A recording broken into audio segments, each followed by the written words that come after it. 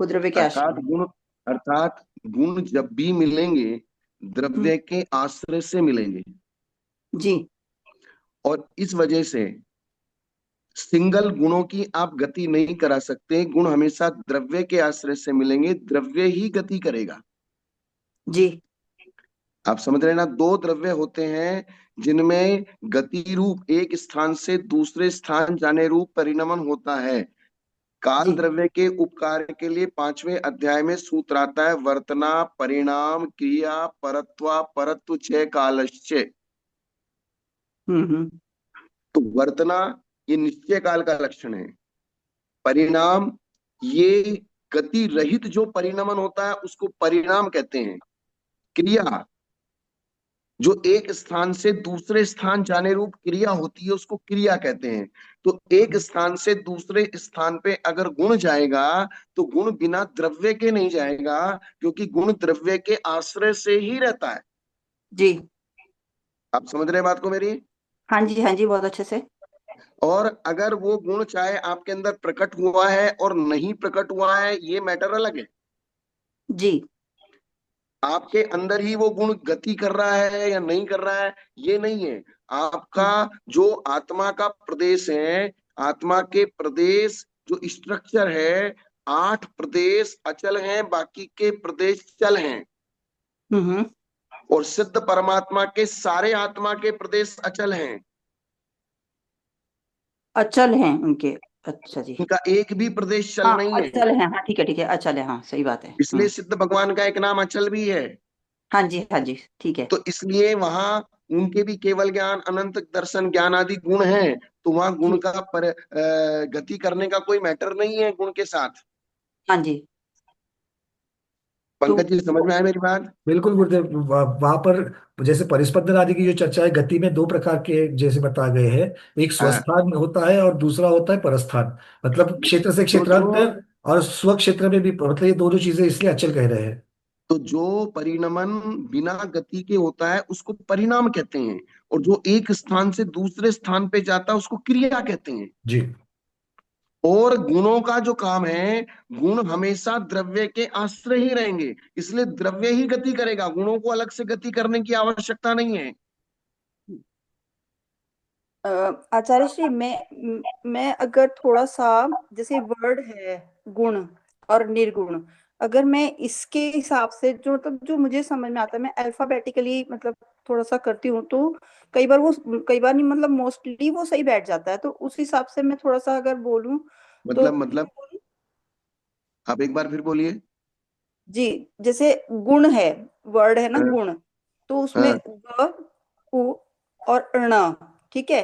तो ग हाँ। का मतलब हमने लगाया गति, ठीक है। उ का मतलब है ऊर्ध्व गति या उत्कृष्ट गति, जो भी हम इस तरह से लगा सकते हैं। और ण का मतलब हुआ कि नहीं, उसमें हमने ण लगाया नहीं, एक या मिनट, कम। अभी अभी मैं आपको बताता हूँ। कुछ जो वर्ड होते हैं, शब्द होते हैं, कुछ रोडिक होते हैं, और कुछ की व्युत्पत्ति की जा सकती है। जी। तो जिनकी व्युत्पत्ति की जा सकती है, जैसे हम 24 तीर्थंकर में हमने नाम बोला शीतलनाथ भगवान, तो भाई जी। भगवान सारे ऐसे तो सारे ही शीतल होते हैं, हाँ जी, सारे हाँ ही जी। ठंडे होते हैं, लेकिन जी। शीतलनाथ भगवान के नाम के साथ में हमने उनका एक विशेष शीतल गुण लेके फिर उस शीतल की व्याख्या कर दी। जी। ऐसे ही किसी संसारी व्यक्ति का नाम शीतल है, लेकिन जरूरी नहीं है वो शीतल हो, वो क्रोधी भी हो सकता है। जी। तो ऐसे आगम में बहुत सारे शब्द ऐसे हैं जो रोढ़िक लिए गए हैं, आगमिक लिए गए हैं, अर्थात उनका शब्दार्थ नहीं लिया गया है। ओके। जैसे दर्शन शब्द है। जी। अब दर्शन शब्द का आप अल्फाबेटिक निकालोगे, दर्शन का मतलब सामान्य रूप से देखना, लेकिन हमारे आगम में दर्शन शब्द का श्रद्धा लिया है, देखना नहीं लिया है। जी। और ऐसे ही एक दर्शन शब्द का अर्थ क्या लिया है, दर्शन शब्द का मतलब सम्यक दर्शन भी लिया है।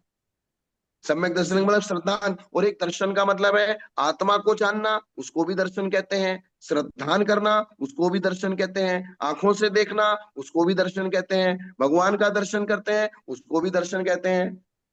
तत्वज्ञान ठीक। फिलोसॉफी को भी दर्शन कहते हैं, जैसे चारवाक दर्शन आदि।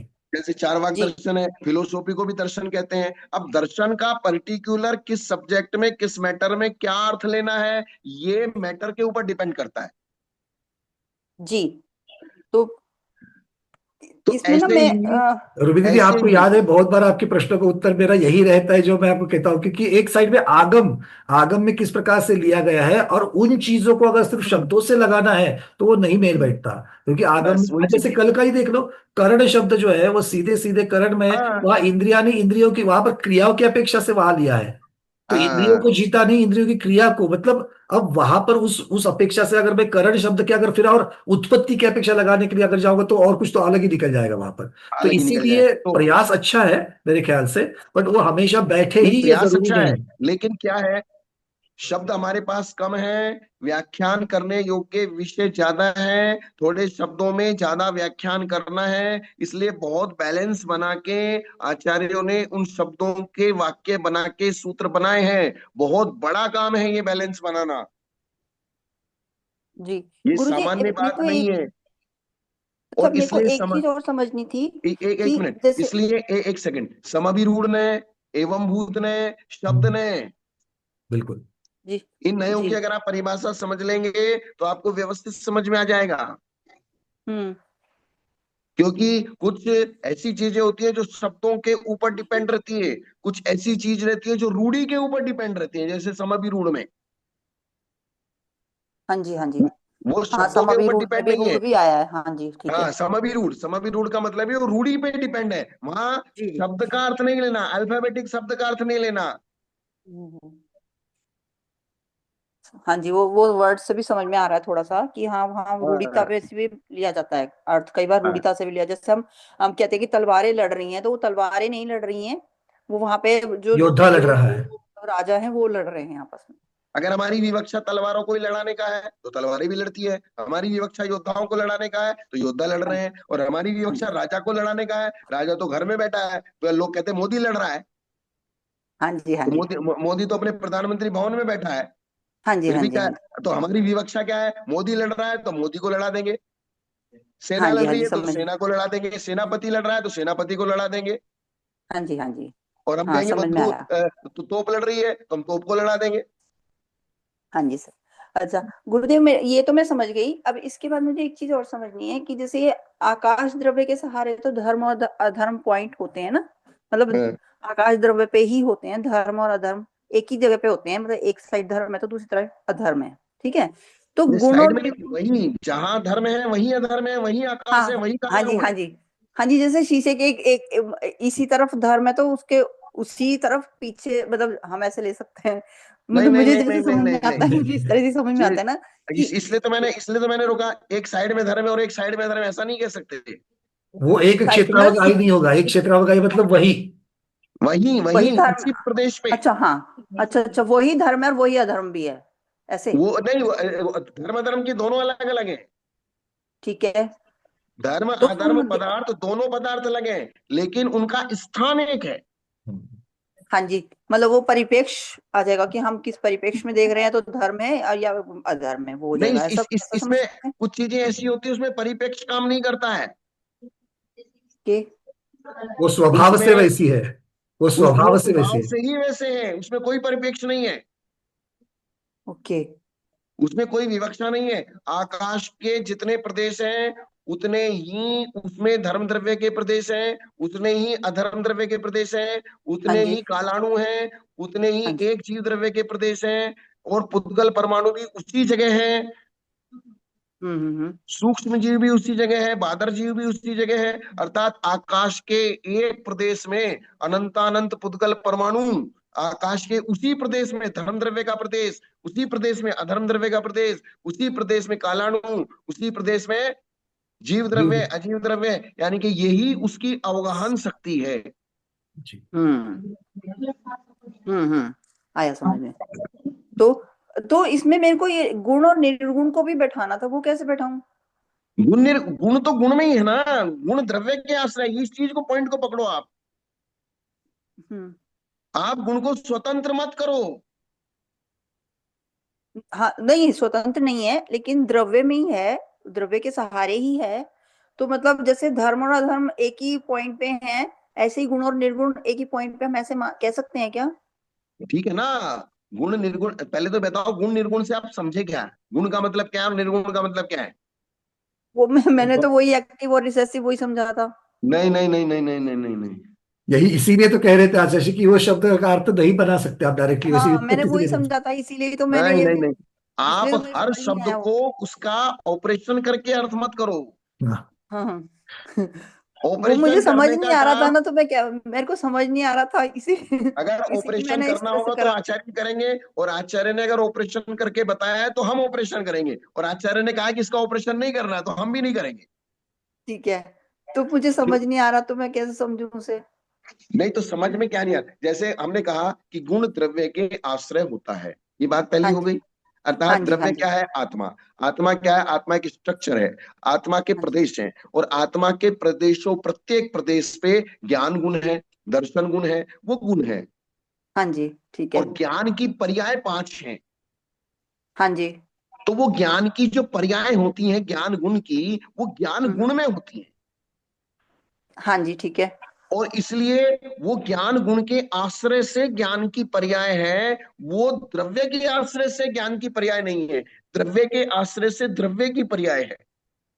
हाँ जी, वो भी समझ में आया।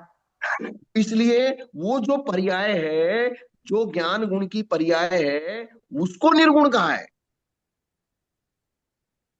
ज्ञान गुण की पर्याय, हाँ, उसको निर्गुण वो, कहा है। अर्थात वो गुण नहीं है, क्योंकि वो गुण हम्म, के आश्रय से है, वो द्रव्य के आश्रय से नहीं है। और गुण की परिभाषा है जो द्रव्य के आश्रय वो गुण होता है। गुण तो द्रव्य के आश्रय से है, ठीक है। हाँ, और गुण की पर्याय, निर्गुण, अच्छा, गुण की गुण पर्याय की किसके पर्याय आश्रय से है? निर्गुण है। बीच वाले गुण डब्बे की, से, गुण के आश्रय से। पंडित जी, पंकज जी, गुण की पर्याय अब किसके आया आश्रय से समझ है? में, गुण अब की आया, पर्याय आया? गुण के आश्रय से है। हाँ अब समझ में आया। है गुण ना? की पर्याय गुण के आश्रय से है, इसलिए वो गुण हाँ, बीच और वाला डब्बा द्रव्य है। की पर्याय, द्रव्य के आश्रय से द्रव्य की पर्याय भी है, और द्रव्य के आश्रय से गुण भी है। ठीक। हाँ जी, हाँ जी, गुरुदेव, इसको इसको आज हमने थोड़ा सा, एक किसी का भी प्रश्न था उसको समझाते वक्त इस प्रकार से समझाया था कि अगर मैं एक चार्ट बनाऊं तो गुण के, हाँ, द्रव्य और पर्याय ऐसे दो भाग बनेंगे। हम्म, गुण और पर्याय, और गुण के जो चार साइड बनेगी, क्योंकि द्रव्य की अब जो पर्याय लिखा है वो द्रव्य की पर्याय बन गई, और जो गुण हाँ, का चार्ट नीचे बनेगा उस गुण के नीचे गुण की पर्याय बनेगी। हाँ। हम्म। इस प्रकार से देखेंगे तो दोनों पर्याय अलग अलग दिखेगी, एक द्रव्य की पर्याय दिखेगी, एक गुण की पर्याय दिखेगी। आप तो देखिए जो ना, वो तो द्रव्य जो वो का गुण की स्ट्रक्चर, जो गुण की द्रव्य का, पर्याय है वो निर्गुण है। हाँ, हाँ, उसी को निर्गुण हाँ, कहा है। अब सही है, अब गुण समझ में का आया। जो गुणत्व है और गुण की जो पर्याय है वो हम्म, निर्गुण है, क्योंकि वो गुण के आश्रय से है, वो द्रव्य हाँ के जी, आश्रय से नहीं है। और ठीक गुण है, की अब, परिभाषा द्रव्य आश्रय है। हाँ जी, हाँ जी, हाँ जी, जो अब द्रव्य समझ के में आया। आश्रय से नहीं है वो निर्गुण है।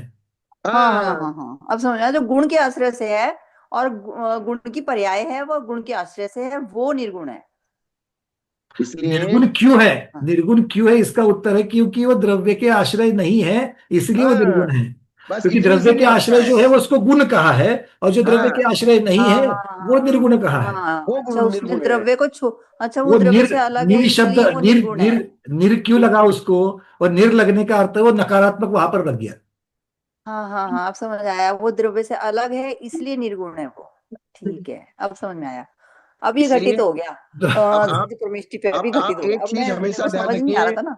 एक चीज हमेशा ध्यान रखिए, प्रत्येक शब्द का ऑपरेशन अपनी बुद्धि से मत कीजिए। जी, अगर आचार्य ने उस प्रत्येक शब्द के लक्षण, क्योंकि हम्म, लक्षण आचार्यों ने बनाया है, और लक्षण में सबसे पहले प्रसिद्ध हुए पूज्यपाद आचार्य सर्वार सिद्धि, हाँ जी, उसको लक्षण शास्त्र कहते हैं। तो गुरुदेव, असल में क्या है ना कि जब मैं इसलिए कर इसलिए करा मैंने, मुझे समझ नहीं आ रहा, तो मैं सोचा शायद इस तरह समझ आएगा, और फिर उसको मिला के देख रही हूँ, वो मिल ही नहीं रहा, मुझे समझ ही नहीं आ रहा, वो दीदी, उसके साथ बैठ ही नहीं रहा। दीदी तो वहां पर क्या इसलिए हो मैं रहा है, मैंने आपको एक इसलिए बार पहले भी शायद ये बताया था हाँ कि जी, पहले आगम के विषय को समझो, और उसके साथ में फिर क्या शब्द के अनुसार देखना है नहीं देखना है इसको, क्योंकि अभी आगम का तो, विषय ही क्लियर नहीं है, और उसको सीधे हाँ, सीधे शब्द की उत्पत्ति के साथ जोड़ोगे तो अर्थ का अनर्थ हो जाएगा। तो वो मुझे, उत्पत्ति। मैं अर्थ बैठाना चाह रही थी ना, साथ में मिले वो आगम की पहले भाषा, समझ तो लो जो उसको, गुरुदेव ने थियरी को समझ लो, पहले थियरी को समझ तो लो। वो, हाँ भैया जी, उन्होंने वो कल गुरुदेव ने जो परसों जो उन्होंने समझाया था ना, वो डब्बे वाला, वो मुझे समझ आ रहा था, लेकिन मुझे गुण निर्गुण नहीं समझ में आ रहा था, पर उसमें आज, बैठाना नहीं आ रहा था हाँ, मुझे, क्योंकि इसीलिए। क्योंकि आप, अगर हम अट्ठास करेंगे, एक प्रयास होता है, एक अट्ठास होता है। प्रयास में प्रयास करके छोड़ दिया भाई, नहीं हुआ, ठीक है। अट्ठास हम्म में ये इस तरीके से बैठना ही चाहिए कहोगे, वहां पर प्रॉब्लम चालू हो जाएगी। हाँ, सही बात है। ठीक है, आपको चलिए। समझ में आ गया हाँ ना? जी। अब समझ में आ गया हाँ, ना? बहुत अच्छे से समझ में आ गया, नमस्ते गुरुदेव। और आपके माध्यम से बाकियों की रिवीजन भी हो गई, ऐसा मैं समझ करके हाँ चल रहा जी, हूँ। बहुत बहुत अच्छे से बैठ गया, बिल्कुल सेट हो गया। नहीं, चलिए। हम भी पंकज जी इसमें बहुत पहले से कंफ्यूज थे, बहुत कंफ्यूज थे। हम्म। ये विषय ऐसे हैं, जल्दी से दिमाग में घुसते नहीं हैं। जी जी जी, मैं बहुत अच्छे से जैसे समझ में आ गया, अब ये नहीं हिलेगा। जैसे निश्चय काल और व्यवहार काल, ये भी बहुत देर में हमको दिमाग में घुसा, निश्चय काल क्या होता है और व्यवहार काल क्या होता है। हम्म। निश, वो तो निश्चय तो जैसे मतलब भाव में चलता है, वो होता होगा ना। उसके लिए लंबी थ्योरी करनी पड़ी लंबी थी, पर चौड़ी चले चलेगी। भगवती आराधना पढ़ लेते हाँ जी सर्वासी हाँ की जी, वही शुरू हो पढ़ते हैं, जाएगी, ठीक चलो। है। उसको उसको मैं लूंगा कभी। चलिए। उसको भी लूंगा। सिद्धे जयप सिद्धे चौयाराणा फलम पति वंदिता अर्हन्ते वोचम अराहणा कमसो। जय बोले अनंतानंद परम सिद्ध भगवान की जय। देवादिदेव 1008 श्री आदिनाथ भगवान की जय। 1008 श्री शांतिनाथ पार्षद महावीर भगवान की। सम्मेत शिखर सिद्ध क्षेत्र की परम पूज्याचार्य शांत सागर ज्ञान सागर जी महावीर कीर्ति विमल सागर श्रीमती सागर जी कुंतु सागर जी संभव सागर जी कनक नंदी जी गुरुदेव की। जय। आचार्य श्री पद्मनंदी जी गुरुदेव की। जिनवाणी माता की। श्रीमद जैन धर्म की। शाश्वत तीर्थराज विराजमान आचार्य भगवत श्री वैराग्य नंद जी महामंदिराज की जय, आचार्य संघ की जय। गुरुदेव आपके श्री चरणों में बारंबार त्रियोग शुद्धि पूर्वक हम सभी स्वाध्यायी नमोस्तु करते हैं, और आपसे विनती करते हैं गुरुदेव, हमारा रत्नत्रय उज्जवल होवे, दृढ़ होवे, इसलिए हमें देशना दीजिए। नमोस्तु नमोस्तु नमोस्तु भगवान। गाथा नंबर कौन सी पंडित जी? गुरुदेव 21 से शुरू हो गया। 21 नंबर से। पेज क्रमांक 42, 42। पीडीएफ का? पीडीएफ का 110, मेरे पास जो कॉपी है उसकी। ठीक है। 43 पेज। हाँ, मेरे यहाँ पर 42 है। हाँ ठीक, कुछ ज्यादा चलेगा। हाँ, मतलब उसकी गाथा जो है वो 42 पर है, और उसका अंतिम 42 के अंत में सिर्फ उसकी एक गाथा की एक लाइन आ गई है हिंदी में। अब ये जो जिसको साधन करना चाहता है वह पहले उसके परिक्रम में लगता है। जैसे जो शत्रुओं को मारना चाहता है तो मारने के उपाय अस्त्र शिक्षा में लगता है। मारने का उपाय है अस्त्र। अस्त्र शिक्षा, सिर्फ अस्त्र मारने का उपाय नहीं है, अस्त्र शिक्षा मारने का उपाय है। उसका ज्ञान। हाँ, अस्त्र आपके पास है और उसको चलाना आपको आता नहीं है, तो फिर वो दूसरे को नहीं मारेगा, वो आपको ही मारेगा। ठीक। क्या? बिल्कुल, अगर रास्ते से बचने का भी उपाय मालूम नहीं और रास्ते चलाने का अगर ज्ञान नहीं है, तो वो स्वयं के लिए भी घातक हो सकता है। नहीं, अस्त्र आपने घर में बंदूक रखा है, आपको चलाना आता है, आपको हाथ हाथ में लेते हो डर लगता है, तो और जब चोर घर में घुसेगा वो भी तो मार बंदूक सकेगा। तुमसे छीन के तुमको ही मारने वाला है। जी जी जी। हाँ, वो अजा कृपाणीय न्याय की तरह हो जाएगा। कौन सा अध्याय गुरुदेव? अजा कृपाणीय। अच्छा, काक काक तालिक तो हम अच्छी तरीके से सुना था, ये वाला जरा बता दिए क्या है, अजान? अजा, अजा यानी कि बकरा। हाँ, अजा, हाँ। बकरा और कृपाण, कृपाण मतलब तलवार। तलवार, अच्छा। तो क्या हुआ, एक बकरा था, कसाई उसको पकड़ के ले गया, उसको मारने के लिए उसको छुरा नहीं मिल रहा था। जी। तो बकरा क्या कर रहा है, परेशान हो रहा है, उसने हाथ पैर मार रहा है, तो पैर से उसने जमीन खोद दिया। पैर के अपने खुरों से जमीन को खुरचने लगा, तो उसके नीचे से छोटा सा तलवार मिल गया। अच्छा, तो उसने स्वयं ही वहां पर उसकी प्राप्ति कर ली उसकी। अपना घात करने का हथियार खुद ही खोज के कसाई को दे दिया। दे दिया। बहुत बढ़िया, बहुत सुंदर। इसको अजाकृपाणीय न्याय कहते हैं। जी जी जी। अर्थात खुद अपना नुकसान खुद ही खोज लिया। जी। अब उक्त दृष्टांत की योजना प्रकट चर्चा में करते हैं। गाथा नंबर 21। ये सामन्नम साधु विकुणदी नित्यमवि जोग परियमम तो जिद कर्णो मरणे झाण समत्तो भविष्यति। इसी प्रकार साधु भी ध्यान का परिक्रम जो सामन्नम श्रामण्य है। ध्यान का परिकर सबसे पहले है श्रवणपना। ज्ञानारणव में ये बात स्पष्ट लिखी है कि गृहस्थों को ध्यान नहीं होता, जी ध्यान की भावनाएं होती हैं। क्या? जी जी। और इसीलिए 16 प्रकार के ध्यानों में से धर्म ध्यान के कुछ सारे के सारे भेद भी चौथे गुण स्थान में नहीं रखे, उन्होंने कुछ हाँ, उपचार से रखे हैं और कुछ सीधे रखे हैं। ध्यान की भावनाएं होती हैं। भावना है उसको सिर्फ। तो ध्यान का परिक्रम, अब इन्होंने कहा ना, जो जिसको जो चाहिए उसके साधन इकट्ठे करता है। तो अब हमको मोक्ष जाना है, तो मोक्ष का सबसे नजदीक साधन है ध्यान। जी, शुक्र ध्यान से ही मोक्ष होगा। क्योंकि उन्होंने कहा साधकतम करणम, जो क्रिया के अत्यंत निकट होता है उसको करण कहते हैं, और उसमें तृतीया विभक्ति लगती है। जी जी जी। ये पहले बता कर क्या है। हाँ। और इसलिए मोक्ष के निकट, अत्यंत निकट क्या है? ध्यान। शुक्ल ध्यान। जी क्योंकि एक ध्यान, पहला शुक्ल ध्यान 8वें गुण स्थान से लेके 11वें गुण स्थान तक, दूसरा शुक्ल ध्यान 12वें गुण स्थान में, तीसरा शुक्ल ध्यान 13वें गुण स्थान में, और चौथा शुक्ल ध्यान 14वें में। 14वें गुण स्थान में। तो जो वो 14वें गुण स्थान वाला ध्यान है वो मोक्ष के अत्यंत निकट है। जी अर्थात मोक्ष का परिक्रम वो ध्यान है। तो इसलिए ध्यान को खोजना पड़ेगा। तो बोले वो ध्यान होगा किसको? तो बोले वो श्रवण को होगा, मुनि को बिल्कुल होगा। तो बिल्कुल। आपको मुनि बनने का पुरुषार्थ करना पड़ेगा अगर आपको ध्यान करना है, क्योंकि ध्यान मोक्ष के लिए करना है। इसलिए ये मोक्ष का परिक्रम है।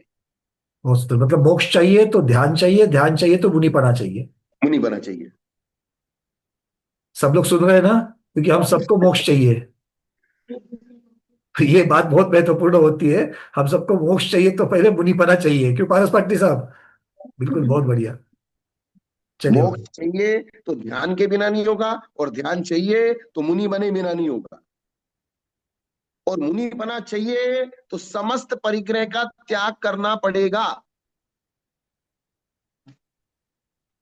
क्योंकि अगर किंचित थोड़ा भी परिग्रह होगा वो आपको निर्विकल्प नहीं होने देगा। जी जी और जी। जब तक आप निर्विकल्प नहीं होंगे तो निर्विकल्प ध्यान नहीं होगा। और निर्विकल्प ध्यान नहीं होगा तो उस प्रकार की कर्मों की निर्जरा नहीं होगी जो आपके कर्मों को संपूर्ण रूप से नाश कर सके।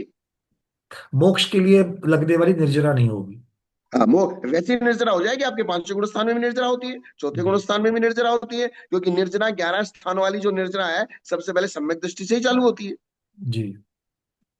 सबसे पहले सम्यक दृष्टि, फिर श्रावक। दूसरा स्थान किसका है?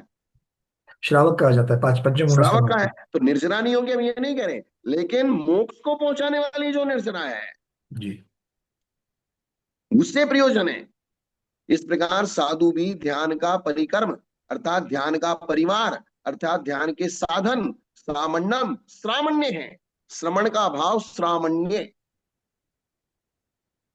जैसे गुण का भाव गुणत्व, तत्व का भाव जैसे तत्व। आपने आपने पढ़ते ना, तत्वार्थ श्रद्धानम सम्यक दर्शनम। तो तत्वार्थ शब्द का अर्थ क्या है? तत्वार्थ तत्व में है शब्द का कि अर्थ क्या है? तत्व स्वभाव सहित पदार्थ। नहीं, अब इसका आप डिटेक्शन कीजिए शब्दों का। तत्व और अर्थ करेंगे तो। नहीं, तत्व का डिटेक्शन कर रहा हूँ। आप उनका हमारी वो क्या है, जैसे डिसेक्शन करते हैं ना। हाँ, तो ये अलग अगर तत्वार्थ का करेंगे तो तो इसमें कितने शब्द हुए? तत्व और अर्थ। इसमें अब जैसे तत्व। एक शब्द है तत्व। अच्छा, उस विभक्ति करने के लिए आप कह रहे हो इसकी। एक शब्द क्या है? मूल शब्द क्या है? तत्। तत्। तत् ये नपुंसक लिंग का एक वचन है, नपुंसक लिंग का एक वचन का अर्थ है ये।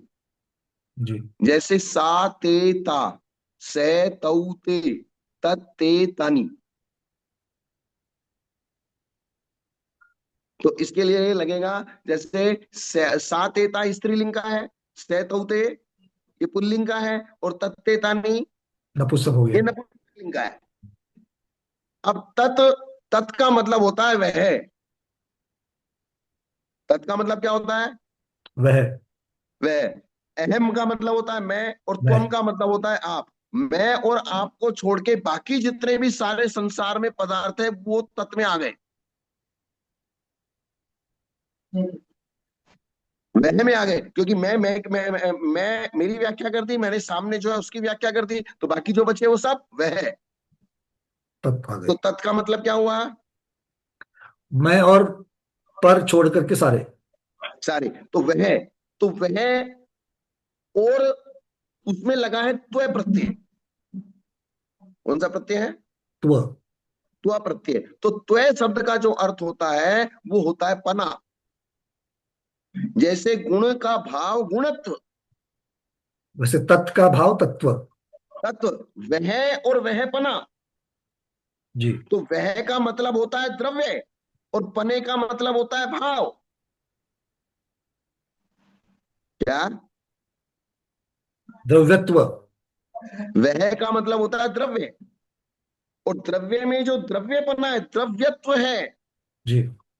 वो हुआ पना। इसलिए और इन दोनों को मिला के जो पदार्थ का श्रद्धान करता है, पदार्थ के द्रव्यपने का और पदार्थ के भावपने का जो श्रद्धान करना है, वो सम्यक दर्शन को पैदा करेगा। अकेले द्रव्य को और जी अकेले भाव को श्रद्धान करने से सम्यक दर्शन की परिभाषा नहीं बनेगी। जी जी जी। तत्व श्रद्धान में नहीं हुआ और अर्थ श्रद्धान में नहीं है, तत्वार्थ श्रद्धान है। हाँ। तो इसलिए साधु, साधु भी ध्यान का परिक्रम जो श्रामण्य है उसे भी नित्य ही करता है, अर्थात श्रमण पने को संभाल कर रखता है। क्योंकि श्रमण पने के बिना ध्यान की सिद्धि नहीं होगी, और ध्यान की सिद्धि के बिना कर्मों की निर्जरा नहीं होगी, और कर्मों की निर्जरा के बिना मोक्ष नहीं होगा। मोक्ष नहीं होगा, और मोक्ष के बिना मोक्ष के बिना तो आत्मा नहीं का होगा, स्वभाव अनिराबाद और अनंत सुख है, वो नहीं मिलेगा। वो नहीं होगा। इसलिए आत्मानुशासन में एक गाथा आई है कि अगर तुमको सुख चाहिए तो सुख कैसे मिलेगा? सुख बोले मोक्ष में मिलता है। तो मोक्ष कैसे मिलेगा? कर्मों के नाश से मिलेगा। तो कर्मों का नाश किससे होगा? सम्यक चारित्र से होगा। चारित्र कैसे होगा? सम्यक ज्ञान से होगा। ज्ञान कैसे होगा? दर्शन से होगा, सम्यक दर्शन से होगा। नहीं नहीं नहीं नहीं, ज्ञान कैसे होगा? दिव्य ध्वनि से होगा। ठीक है, ओके। वहां कहाँ ले गए उसको? दिव्य ध्वनि से होगा। तो दिव्य ध्वनि कहाँ से आएगी? बोले अरिहंत भगवान की आएगी। तो इसलिए सुख की मूल जड़ अरिहंत भगवान है। नमो अरहंतानम के पीछे ये भावना रख सकते हैं। सुख का जो मूल जड़ है वो, क्योंकि अरिहंत भगवान होंगे तो दिव्य ध्वनि होगी, दिव्य ध्वनि होगी तो आगम आएगा, आगम आएगा तो सम्यक ज्ञान होगा, और सम्यक ज्ञान होगा तो वो सम्यक दर्शन और चारित्र दोनों को पैदा करेगा। इसको हाँ जी, यहाँ पर सम्यक ज्ञान से सम्यक दर्शन मतलब उसके साथ वही उत्पन्न होगा, ज्ञान से उत्पन्न होगा। चारित्र पैदा होगा, चारित्र से कर्मों का नाश होगा, कर्मों के नाश से मुक्ति होगी, और मुक्ति में सुख मिलेगा। इसलिए सुख की मूल जड़ है अरिहंत भगवान। इसलिए समझदार व्यक्ति को अरिहंत का शरण ले लेना चाहिए। जी। अब श्रवण के भाव को सामान्य कहते हैं, ऐसी निरुक्ति विशेषज्ञों ने की है। सामान्य का अर्थ होता है समता। सामान्य का अर्थ क्या होता है? समता। समता।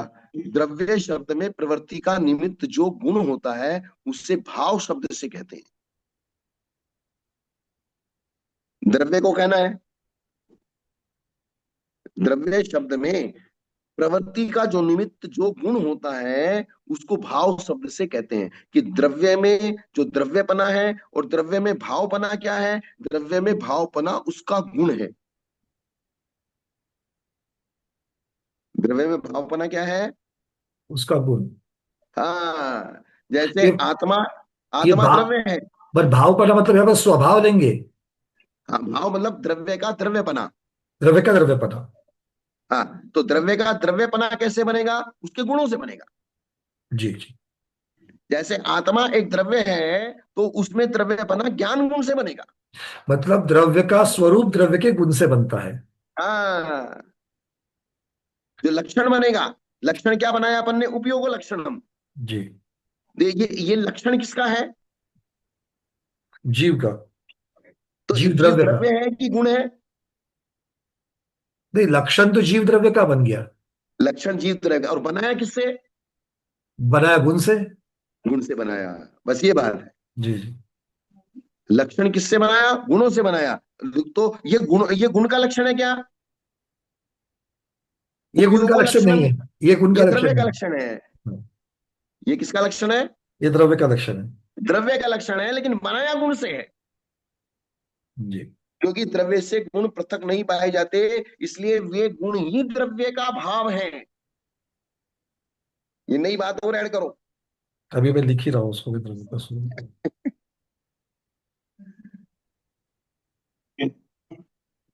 तो यहां लिखा ना, द्रव्य शब्द में प्रवृत्ति का निमित्त जो गुण होता है, उस गुण को ही भाव शब्द से कहते हैं।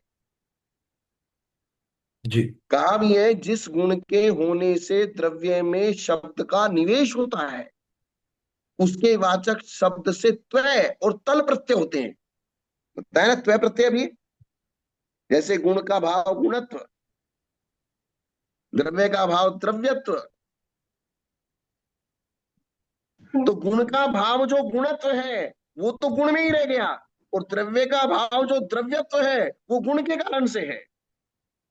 जी। यहां से वापस वो द्रव्याश्रय और निर्गुणा ये चीज सिद्ध होती है। हाँ, तो वाचक शब्द से त्वय और तल प्रत्यय होते हैं। कौन से प्रत्यय होते हैं? जैसे तत्व में भी हमने त्वय प्रत्यय लगाया।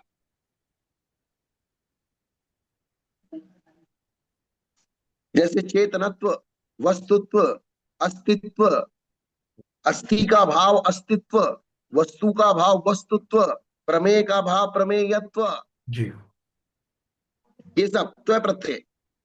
यहाँ भी श्रवण शब्द की जीव में प्रवृत्ति का गुण समता है। अब हमने जीव को श्रवण कहा, तो वो श्रवण शब्द जो वाचक शब्द आया, वो किसके निमित्त से आया? समता भाव के गुण के निमित्त से आया। जी। किसके निमित्त से आया? इसका मतलब है श्रवण का स्वरूप समता है।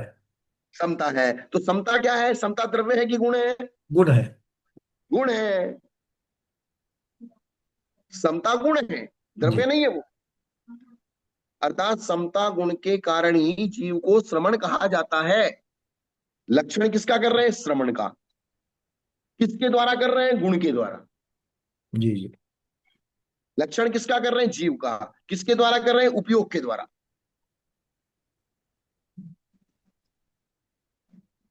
और इनमें से किसी से राग और द्वेष, किसी से द्वेष करना असमानता है। किसी से राग करना, किसी से द्वेष करना, ये असमानता है। और राग द्वेष का नहीं करना, ये समानता है। समता और असमता को उन्होंने समानता और असमानता कह दिया। हाँ, अगर आप अंदर समान भाव रखो, मेरे लिए सोना भी बराबर है, मिट्टी भी बराबर है, ऐसा भाव लाओ। और ऐसा भाव प्रैक्टिकल में सामने सोना पड़ा और मिट्टी पड़ी हो तब लाओ, तब मालूम पड़ता है। हाँ, ये महत्वपूर्ण है। अनुकूल परिस्थिति की जगह प्रतिकूल में करो तो वो ज्यादा कारगर साबित होता है। और यहाँ तो अपन शास्त्र लेके बैठे हैं, हाँ, अनुकूल में बैठे तो यहाँ सोचने में क्या इसलिए जाता है। चर्चा कर रहे हैं। लेकिन जब प्रैक्टिकल में रास्ते चलते, आपको किसी का सोने का 100-200 ग्राम का बिस्किट रास्ते में चला हुआ मिल जाए, और वो मिट्टी में पड़ा है, बोले मिट्टी और सोना मुझे क्या लेना देना। अब बिल्कुल ये उदाहरण से समझता है कि ये साधु ही सोच सकते हैं, ये समता भाव साधु ही रख सकते हैं।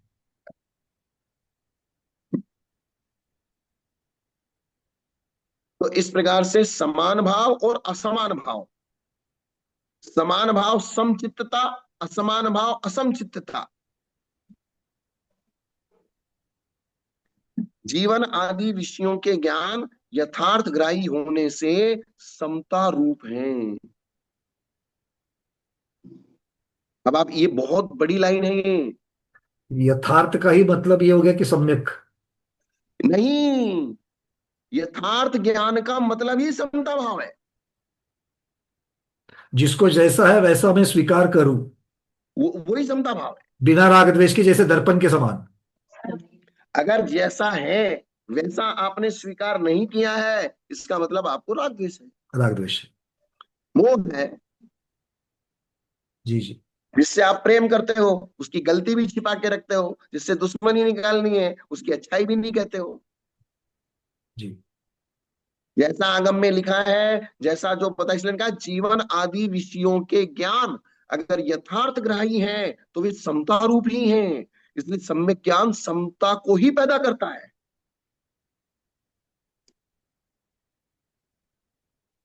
सम्यक ज्ञान का फल ही समता है और समता ही चारित्र है। जी। क्या? समता ही चारित्र की, राग द्वेष की रहितता यही चारित्र है, और ये सम्यक ज्ञान से उत्पन्न होगी। राग द्वेष जो होता है वो फिर जब व्यवस्था बिगड़ती है तभी राग द्वेष होता है। अब प्राण धारण को जीवन कहते हैं।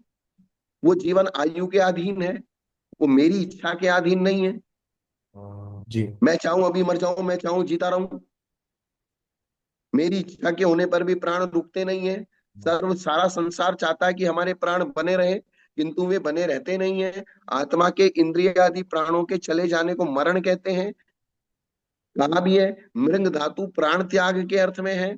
त्याग का मतलब वियोग होता है, तो आत्मा से प्राणों का पृथक होना वियोग होता है, और वह आयु कर्म संबंधी पुद्गलों के पूर्ण रूप से समाप्त होने पर होता है। इसलिए आप कितनी भी होशियारी करो, वो आयु के पुद्गल परमाणु खत्म हो गए, आप कितनी भी रो पीटो कुछ भी करो, तो तत्व दृष्टि, जिसकी तत्व दृष्टि है वो जानता है आयु खत्म हो चुकी है, बचने का कोई उपाय नहीं है। इसलिए सम्यक दृष्टि देव संकलेश नहीं करता, और मिथ्या दृष्टि देव संकलेश करता है।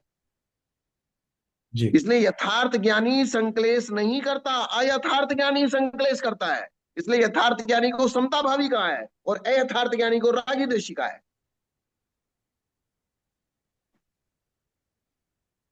बात समझ में आई क्या? जी जी जी बिल्कुल। ये उन्होंने सम्यक ज्ञान के साथ में चारित्र, समता रूप चारित्र जो है उसको उसके साथ में संबंध लगा दिया। हाँ, इसलिए तो आगे वीतरागता में सम्यक दर्शन, सम्यक ज्ञान, सम्यक चारित्र तीनों एक रूप हो जाते हैं। और ये सारा जो है ये संलेखना की अपेक्षा से तो वर्णन है ही है, किंतु संलेखना की तैयारी करते वक्त जो हम लोगों को करण जो बता रहे हैं, जो तैयारी बता रहे हो, तैयारी में भी हमको समता भाव बढ़ाते बढ़ाते जाना है। परिकर्म परिकर्म। परिकर्म। उपघातक बाण आदि के लगने से द्रव्येंद्रियों का नाश होता है। बाण आदि के लगने से किसका नाश होता है? द्रव्येंद्रिय का। द्रव्येंद्र का। और उपयोग स्वरूप भाव इंद्र का विनाश ज्ञानावरणी कर्म के उदय से होता है। भाव इंद्र का नाश किससे होता है? ज्ञानावरण के उदय से। ज्ञानावरणी कर्म के उदय से होता है। और जी। द्रव्य इंद्र का नाश किससे होता है? किसी ने चाकू लेके आपकी इंद्रियों को कट कर दिया, बाह्य निमित्त। उसी के उदय से लब्धि रूप भाव इंद्र का विनाश होता है। वीर्यांतराय कर्म के उदय से मनोबल, वचन बल, काय बल रूप प्राणों का नाश होता है।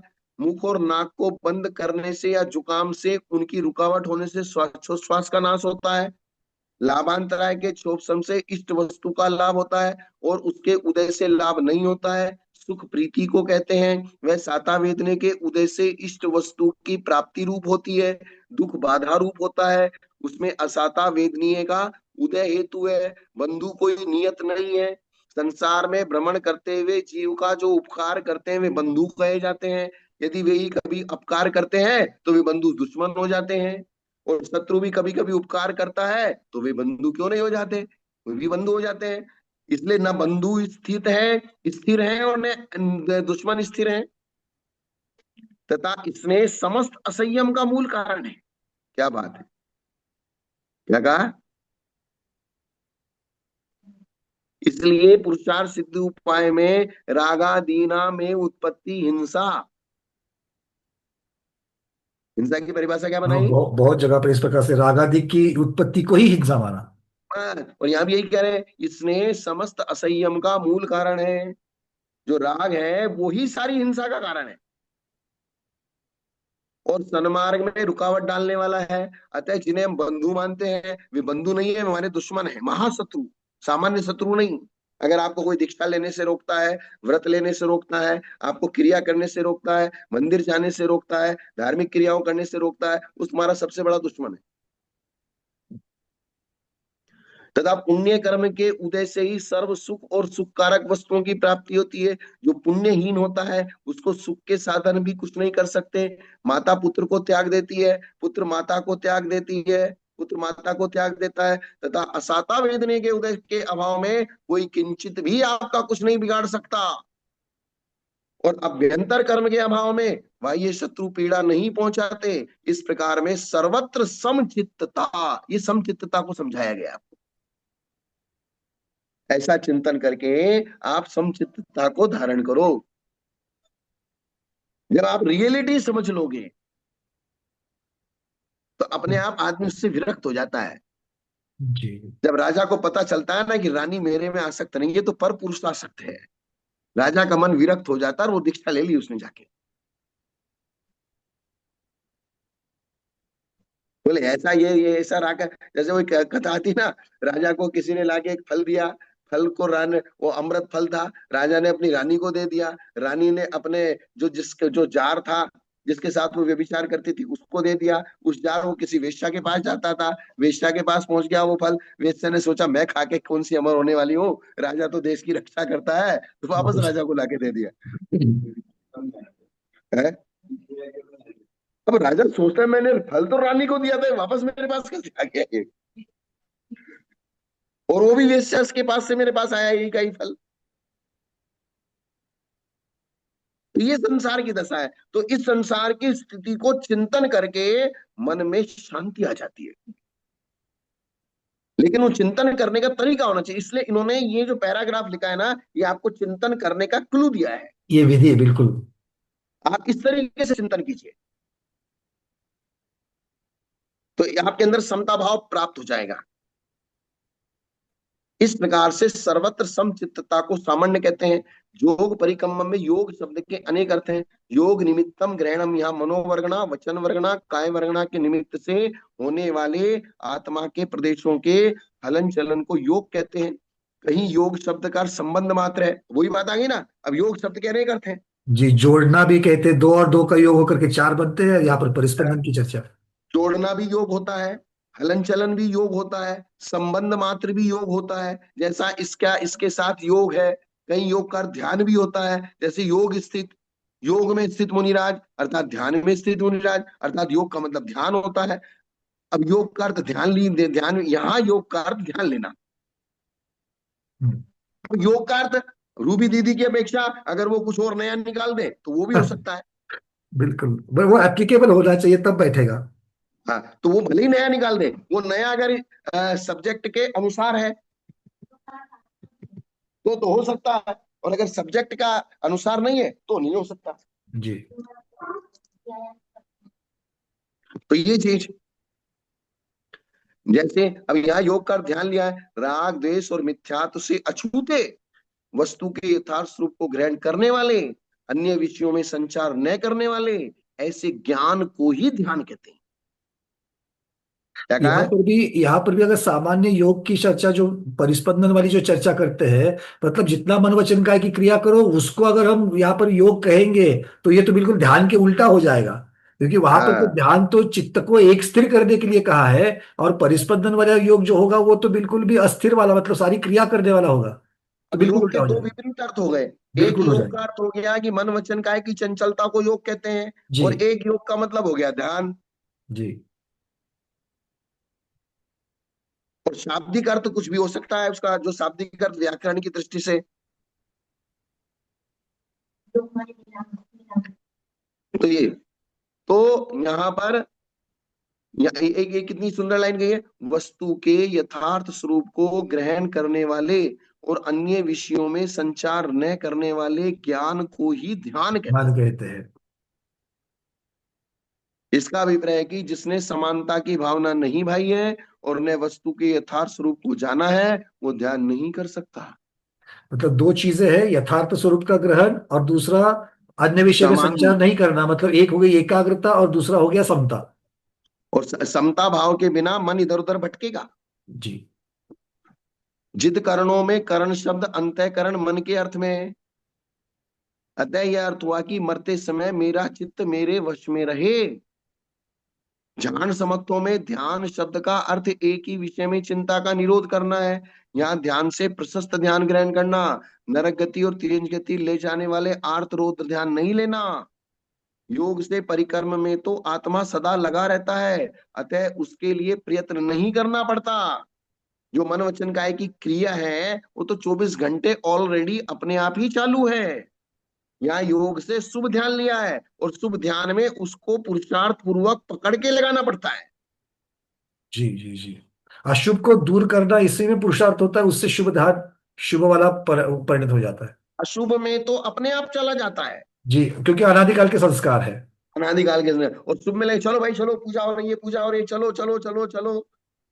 शुभ महाराज का में प्रवचन, लगना पड़ता है। महाराज का प्रवचन चालू होने वाला, आओ आओ आओ, कौन बोले आ रहे आ रहे आ रहे वाले वाले बोले अभी तो महाराज नहीं आए, अभी तो आए, अभी पंडित जी भी आए, आ रहे आ रहे आ रहे आ रहे, तो बोले ठीक है। घंटा बजाना पड़ता है, विषय भोगों में इकट्ठा करने के लिए घंटा थोड़ी बजाना पड़ता है। जी जी। अतः उसका परिक्रम अभ्यास होता है, जिससे मरते समय मैं धर्म और शुक्ल ध्यान करने में समर्थ हो सकूं। ये परिक्रम बता दिया आपको, श्रवण का, समता का, ज्ञान का, ध्यान का, ये सारी चीज समाधि के लिए परिक्रम है। गुरुदेव बड़ा सुंदर ये मतलब प्रैक्टिकल मार्ग है कि ये हम लोग हाँ, सिर्फ ध्यान करना है, ध्यान में जाना है, धर्म ध्यान के भेद, शुक्ल ध्यान के भेद, किंतु शुक्ल ध्यान की तरफ बढ़ते हुए धर्म ध्यान से शुक्ल में कैसे जाते हैं, उसके लिए इतनी बड़ी तैयारी है। मतलब एक तो एकाग्रता और दूसरी समता, और समता के लिए यथार्थ का ज्ञान होना, यथार्थ चीज को ही ग्रहण करना, ये सारी चीजें बहुत महत्वपूर्ण है। और ये परिकर्म की अपेक्षा से इसकी तैयारी अभी से करनी पड़ेगी, ताकि ये संलेखना के समय में हमको उपयुक्त हो जाए। और अभी तो जिंदगी भर यथार्थ ज्ञान को ढूंढते ढूंढते रहेंगे, जिंदगी उसमें ही चली जाएगी, तो फिर हम अभ्यास कब करेंगे समता का। बिल्कुल। इसलिए मैं बच्चों की पढ़ाई जब वो 8 साल की उम्र से पढ़ना शुरू करते हैं तो 16 साल की उम्र तक पूरी हो जानी चाहिए। और ये वाली तो पूरी जिंदगी भी चल रही तो भी पूरी नहीं हो रही है। हाँ, तो वो विशेष पुरुषार्थ नहीं है ना, जी विशेष पुरुषार्थ नहीं है। वो एक बार पूरी कर लेने का, और बाद में तो सिर्फ उसी को रिवीजन करना है। जी क्या जी। करना क्योंकि है? क्योंकि वहां पर जो एक कठिन चीज जो यहाँ पर समता में राग द्वेष की रहितता जो है वो बड़ी कठिन बात है, वो वहां पर उसकी कोई वहां पर अपेक्षा ही नहीं है। और इसलिए उन्होंने समता भाव कैसे रखना वो पूरा पैराग्राफ लिख दिया, अलग से समझा दिया आपको एक एक हाँ, चीज। प्रैक्टिकली वही वही वो क्रिया विधि बता दी उन्होंने, पूरे रास्ता बता दिया। कि माता पुत्र को त्याग देती है, पुत्र माता को त्याग देता है, कोई किसी का नहीं है किसी प्रकार से, मतलब वो आपको कैसे कैसे सोचना है प्रैक्टिकल में। ये अनुप्रेक्षा ही हो रही है उसमें। हाँ, इसलिए एक तो यथार्थता को समझने की कोशिश करो। यथार्थ ज्ञान अगर हो गया तो सारा झंझट खत्म हो जाएगा। वो देव को मिथ्या दृष्टि, देव को मिथ्या ज्ञान होता है, इसलिए तो वो फिर चिल्लाता है, रोता है, हाय हाय करता है।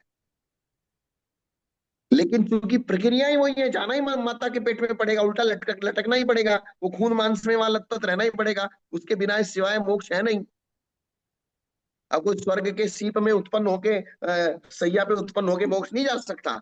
जी जी जी। इसलिए उस माइनस पॉइंट को स्वीकार करना पड़ेगा, क्योंकि हमको मोक्ष जाना है, और इसको खुशी खुशी स्वीकार करेंगे।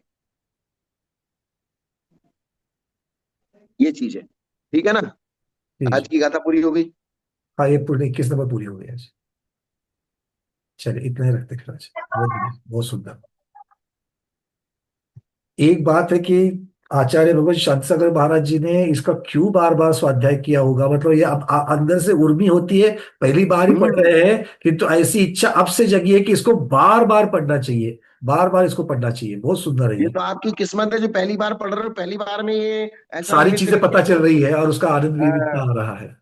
और इसी को अगर अपन लेके बैठे ना खाली, तो लेके बैठे तो लाइनें इस प्रकार की हैं तो जल्दी से पूरा एकदम से घुसता नहीं है अंदर। नहीं नहीं नहीं, ये बिल्कुल नहीं होगा, बिल्कुल नहीं होगा।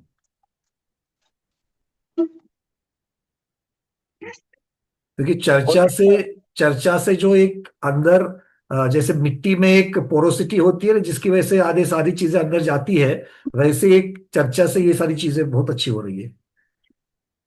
प्रभु जी, आपका प्रश्न है? हाँ, बोलिए बोलिए हाँ बोलिए, अनम्यूट बोलिए। किया है, बोलिए। मैं यही कह रहा था महाराज जी, मेरे पास में ये था।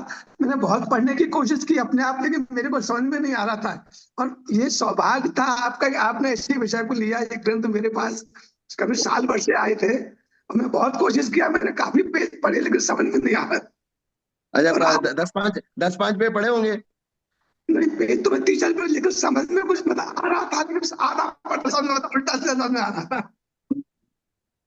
क्यों, मेरे को कुछ यथार्थता जो शब्दों के अंदर जो छिपा हुआ है जी। ना, शब्दों के अंदर जो छिपा हुआ है उसको पकड़ने के लिए बहुत सारे जी। ग्रंथों का स्वाध्याय लगातार, और वो सारी चीजें क्लियर मन में, क्रिस्टल क्लियर रहना कि यहाँ पर क्या अभिप्राय चल रहा है, वो होना क्या बहुत है जरूरी है। उसके लिए? बहुत सारे अनुभव की चीज है कि हम हाँ, जो आज हमको 35 साल घर, 40 साल घर छोड़े हुए हुए। ये फर्क है गुरुदेव, बिल्कुल ये फर्क है कि गृहस्थ अवस्था हाँ, में, गृहस्थ में इन सब चीजों के साथ, परिग्रह के साथ में इसका स्वाध्याय करना और परिग्रह छोड़कर वैराग्य के साथ में करना, बहुत जमीन आसमान का फर्क है। इसीलिए कहते हैं जी, आचार्य महाराज लोगों के साथ स्वाध्याय करने की बात ही अलग होती है। वो मतलब एक जनरल स्वाध्याय करो। देखो, कर्मकांड के गणित फाली आदि जो है ना, वो गृहस्थ के द्वारा पढ़ाया जा सकता है।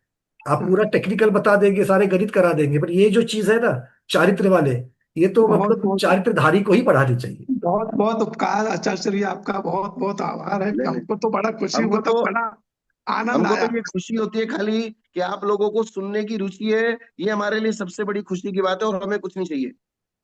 और इसका फायदा और एक होगा गुरुदेव, क्योंकि जैसे प्रमोद जी है, ऐसे बहुत सारे जीव यहाँ पर बैठे कि जो दूसरों को भी पढ़ाते हैं, अपनी शक्ति के अनुसार पढ़ाते हैं, जो जो चीजें पक्की पता है वो पढ़ाते हैं। जैसे ये भी अभी सिंगापुर की जो कुछ लोग हैं, ये हमारे प्रमोद जी के साथ में जुड़े हुए हैं। तो नहीं नहीं मतलब नहीं, अब बढ़िया ये बढ़िया। ज्ञान आपके द्वारा दिया हुआ सही जो है ना तरीका, वो बहुत अच्छी तरीके से आगे आगे आगे बढ़ता जाएगा, ये बहुत इसका फायदा होगा। नहीं नहीं, बहुत बढ़िया। चलिए, चलिए आज। कम से कम हमने जो उपयोग लगाया, सुना, पढ़ा, 4 लोगों के काम आए, यही सबसे बड़ी हमारे ज्ञान की उपयोगिता है। जी जी। और यहाँ पर सारे बैठे हुए, मैं तो ये बिल्कुल कह सकता हूँ कि जितने बैठे हैं ना, तो ये सभी इसी आशय से बैठे हैं कि सबको अपना भाव सुधारना है, और ये संलेखना सहित ही भाव की पूर्तता करना चाहते हैं, ये हमें पता है। क्योंकि वही तैयारी पिछले 5 वर्षों से हर रोज वही भावना सब लोग बाहर है, और और हम इसलिए सबका मैं पुण्य। अ- अपने सारे काम छोड़ के इस टाइम को नहीं छोड़ता हूँ। जी जी जी। चलिए चलिए। बहुत बढ़िया। पवन जी, और आपका पवन प्रश्न जी, है क्या? हाँ, कुछ कहना चाहते हैं? पवन जी बोलिए। ये जो जल और जल तत्व, अग्नि अग्नि तत्व के तत्व में क्या फर्क है, मुझे समझना है एग्जैक्ट। आवाज क्लियर नहीं आ रही। फिर से बोलिए, नहीं तो फिर वीडियो बंद करके बोलिए, आवाज कट रही है। हाँ ठीक है, मैं वीडियो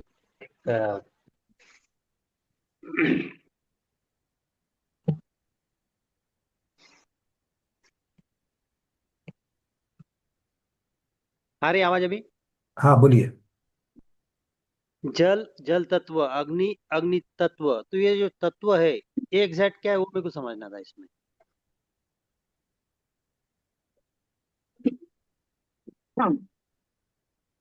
इसमें थोड़ा टाइम लगेगा, मैं कल समझाऊंगा आपको। चलिए कल दे देते हैं ऐसे तो इसको। ये पुद्गल द्रव्य के ही भेद हैं। हम्म, ये कौन सा द्रव्य है? पुद- पुद्गल द्रव्य के भेद। पुद्गल द्रव्य के भेद, चाहे जल है, चाहे अग्नि है, चाहे पृथ्वी है, चाहे वायु है, चाहे वनस्पति है, ये सब औदारिक शरीर हैं। अच्छा। क्या है, किसके भेद है? औदारिक शरीर के भेद है। और औदारिक शरीर पौद्गलिक है, जी। उद्गल स्कंद है। अन्य मतियों ने जो जल तत्व, पृथ्वी तत्व, अग्नि तत्व आदि बनाया है, बताया है, तो वो उनकी व्याख्या अलग है। लेकिन सब के सब ये जो भी चक्षु इंद्रिय से और 5 इंद्रियों से ग्रहण करने योग्य जो भी पदार्थ है, वो सब पुद्गल के अंदर गर्भित होता है। अपने पास 6 द्रव्य है ना, जीव, पुद्गल, धर्म, अधर्म, हाँ आकाश, काल। तो उनमें से एक काल। पुद्गल द्रव्य है ये सब। और इसकी बारीक व्याख्या अपन और करेंगे।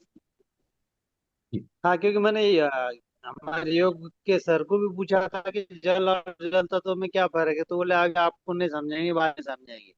तो नहीं नहीं, कुछ मैं समझाया समझाऊंगा। ही नहीं उन्होंने बाद में। इसको इसको मैं ऐसा करूंगा, आज टाइम हो गया है, कल ले लूंगा थोड़ा। ठीक है गुरु, ठीक है। काय चलेगा। मार्गणा में जिसकी चर्चा है वो अलग विषय है, और ये विषय अलग है। काय हाँ, मार्गणा में मुख्यतः से जल की अपेक्षा, जल एक योनि रूप जो बना रहता है वो है। उसके बाद में जल काय, जल हाँ जी। जीव है जो विग्रह गति में है। जल कायिक जो है वो आकर के उसने जल को शरीर को धारण किया है। और जो जल का है वो पार्थिव शरीर है। इस प्रकार की चर्चा है। किंतु वहां पर वो चर्चा अलग, और ये जल और जल तत्व इसकी चर्चा कल गुरुदेव हमको बताएंगे। आज हाँ, इसी उसको करेंगे। इसी भावना के साथ में आज के स्वाध्याय को संपन्न करते हैं। जय हो जिनवाणी माता की जय। नमस्ते।